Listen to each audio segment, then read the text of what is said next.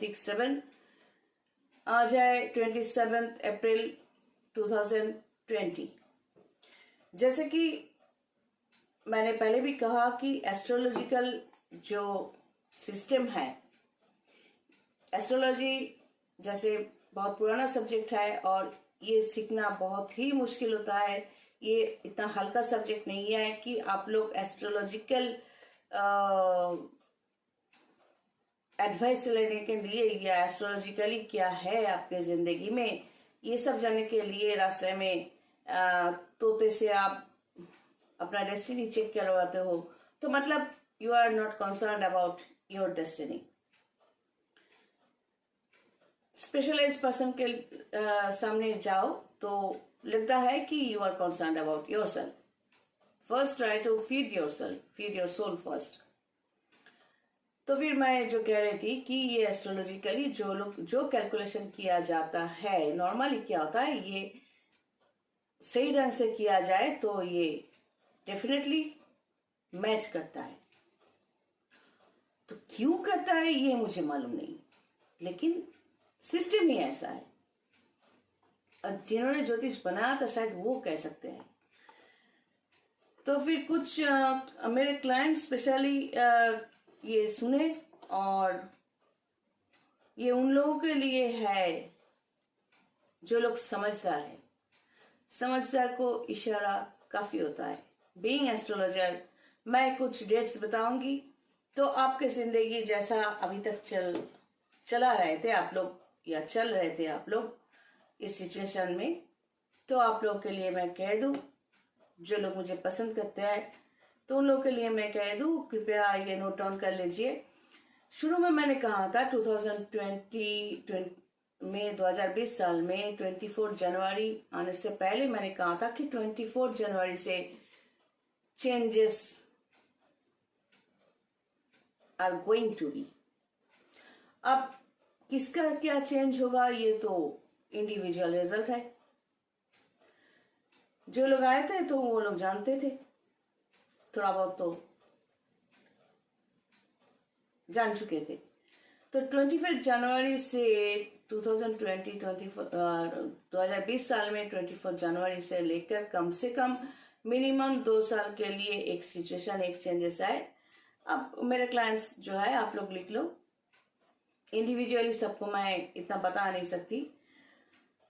दूसरा पॉइंट है 2020 साल के 22 मार्च 22 मार्च, इसको आप 21 मार्च भी पकड़ सकते हो। यहाँ से 42 डेज का एक कनेक्शन है, 42 या 43 डेज का कनेक्शन है। तो यहाँ पर भी एक चेंजेस होंगे, और ये चेंजेस आप ओवरकम कर जाते हो तो फिर 130 डेज, यस 130 डेज अगेन आपको मिलता है। मतलब 42 डेज के बाद से लेकर उस बाकी जो दिन है, मतलब 22 मार्च से लेकर 42 डेज एंड 22 मार्च से लेकर 130 डेज, अब बीच का जो स्पैन है वो आप लोग ओवरकम कर सकते हो एज पर योर रेमेडी। अगर मुझसे कुछ प्रोटेक्शन लिया था या मुझसे बातचीत कर रहे हो तो नॉर्मली आउट ऑफ इंडिया जो लोग रह रहे हो, ठीक है, लाइन पे रहो, हम अब सुनते रहना। हाँ, मैं कह रही हूँ तो वो 130 डेज का जो मामला है 22 मार्च से लेकर, वो आप लोग ओवरकम कर सकते हो मेरे ख्याल से। मेरा क्या होगा मुझे मालूम नहीं, और ना ही मैं कभी कंसर्न थी और ना ही अब हूं, लेकिन इतना कह सकती हूँ कि आप लोग जरूर ठीक रहोगे, हालत कुछ भी हो। You must face this phase and you have to overcome. मैं अपने क्लाइंट्स के लिए बोल रही हूँ। अच्छा, तो ये 130 दिन का बात तो गई। अब है नंबर 4, 22 अप्रैल, 22 अप्रैल 22 अप्रैल से जो कुछ अभी चल रहा है, तो आप अपना लाइफ को देख लेना कि 22 अप्रैल से कुछ चेंजेस हो रहा है कि नहीं हो रहा है। 22 अप्रैल से भी एक कनेक्शन है, देख लेना कि इसमें कुछ चेंजेस होता है कि नहीं, तो वो मुझे रिपोर्ट देते रहना। फिर है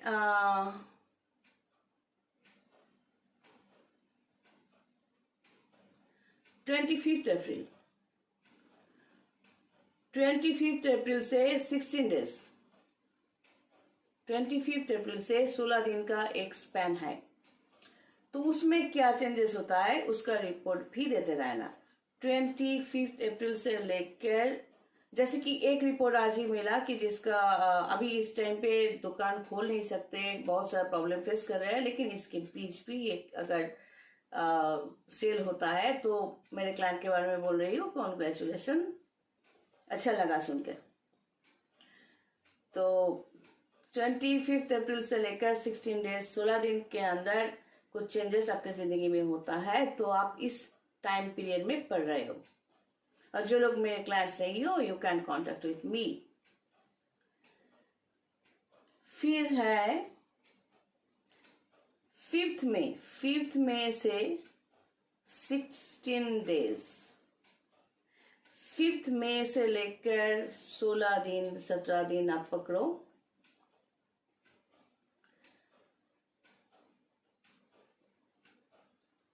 नहीं, 5th मई से लेकर 43 days, from 5th May plus 43 days, ये एक टाइम पीरियड है।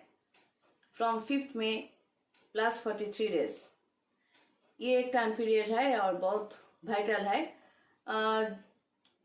कुछ अच्छा भी हो सकता है और कुछ अच्छा नहीं भी हो सकता है, बाकी इंडिविजुअली बात कर लेना।